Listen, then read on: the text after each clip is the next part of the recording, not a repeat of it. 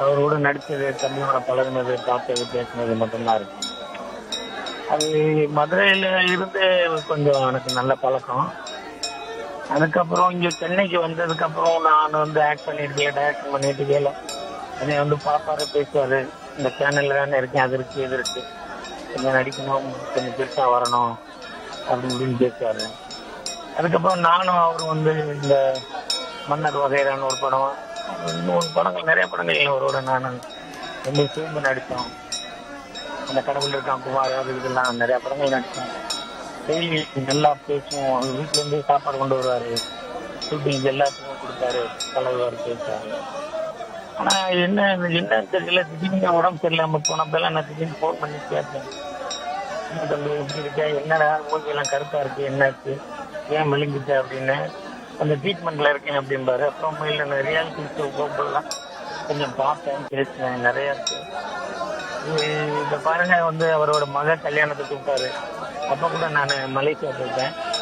அதுக்கப்புறம் அவங்க குழந்தைகள் போன வாரம் கூட ஒரு அம்மன் கான்டெஸ்ட்ல ரோபோஸ்டர் மனைவி வந்து ஒரு அம்மன் வேடம் போட்டு வந்து உட்காந்துருந்தாங்க. அதுதான் இன்னும் என் கண்ணுக்குள்ளே இருக்கு. ஒரு மகாலட்சுமி மாதிரி இந்த பிள்ளை இனிமேல் எப்படி இருக்க போகுதுன்னு தெரியல. அவங்க ஃபேமிலி நினைச்சாலே எனக்கு நம்மளுக்கு ரொம்ப பூரித்தாவும் சந்தோஷமா இருக்கும். ஏன்னா அவங்க டெய்லி வந்து ஒரு ரீல்ஸ் போடுவாங்க.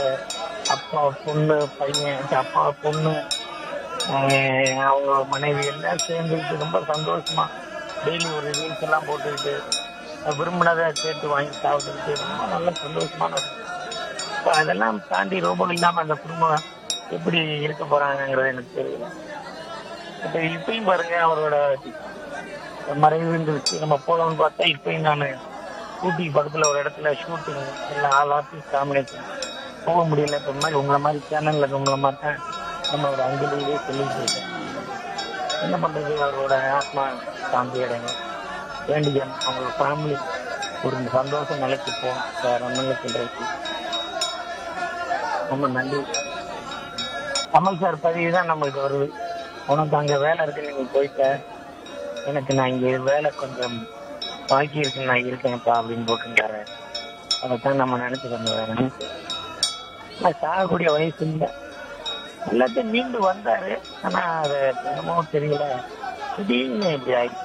இல்லை நம்மளுக்கு என்னன்னா ஒன்றும் புரியல. நம்ம அட்லீஸ்ட் பொசிஷன்ல நம்ம இல்லை. நீங்க பாத்தீங்கன்னா ஒரு மது குடிச்சிட்டு வீட்டுக்கு போய் சாப்பிடாம அதுக்கிட்ட இல்லாம ரோட்லயே படுத்து கிடக்குற 40-50 வருஷம் ரோட்லயே படுத்து கிடக்கிறவங்க நிறைய பேர் இருக்கான். சாப்பிட்டுட்டு எங்க போறோம்னே தெரியாம பஸ் ஸ்டாண்ட்ல படுத்து கிடக்குறவங்க ரொம்ப பேர் இருக்கான்.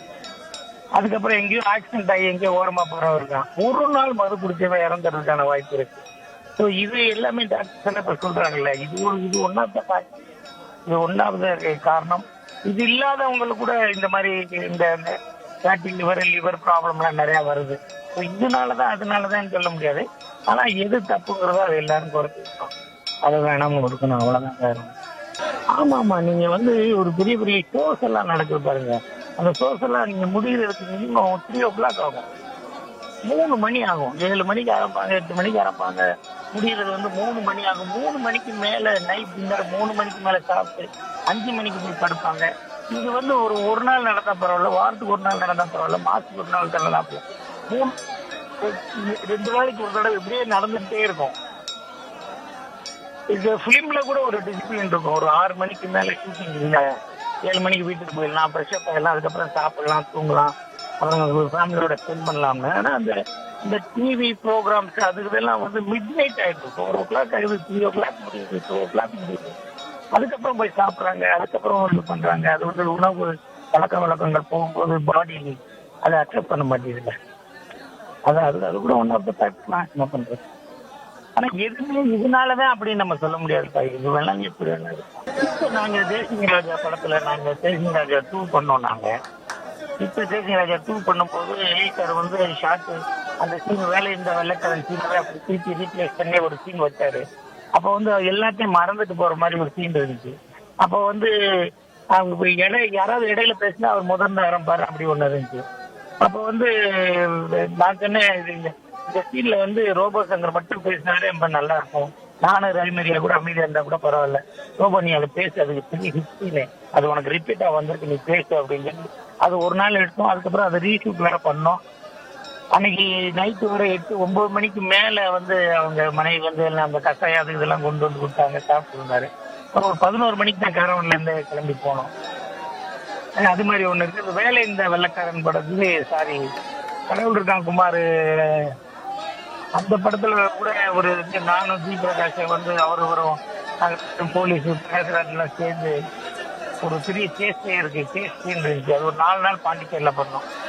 ரொம்ப சந்தோஷமா இருந்துச்சு. அதுக்கப்புறம் அப்படியே போய் பிரகாஷ் ராஜா ரூம்ல போயிட்டு வேர்ல்டு கப் விளையாடுறத நாங்க போய் பார்த்துட்டு இந்தியா ஜெயிச்சவங்க உட்காந்து கைதட்டிட்டு வந்தது. அது இதெல்லாம் நிறைய நிறைய இருக்கு. வாரத்தில் 4 நாள் சந்திப்போமே, நானு விமல் ரோபோ சங்கர் 4 நாளைக்கு ஒரு தடவை சந்திச்சுட்டே நான். இனிமேல் என்ன செய்ய போறேன்னு தெரியல. இப்போ ஒரு வாரத்துக்கு முன்னாடி கூட எனக்கு ஒரு கால் வந்துச்சு. அவரு கால் நான் அட்டன் பண்ண முடியல. அதுக்கு முன்னாடி ஒரு கால் வந்துச்சு. அதுல வந்து லேசா பேசி அப்புறம் கூப்பிடா தம்பிங்க வச்சேன். இதெல்லாம் இது என்ன பண்றதுன்னே தெரியல. அவ்வளவுதான். தம்பியோட நினைவு எப்பயுமே பசுமையா இருக்கும். வேற என்ன, சில பேரை தான் மறக்க முடியாது, சில பேரை மறக்கவே முடியாது. அது நம்ம மண்டக்குள்ள இருக்க செல்லுக்கு தெரியும். அந்த ஈஸி கேப்சரிங் செல்ஃப்ல அவன் இருக்கான். ஐ லவ் ரோபோ சங்கர் தம்பி.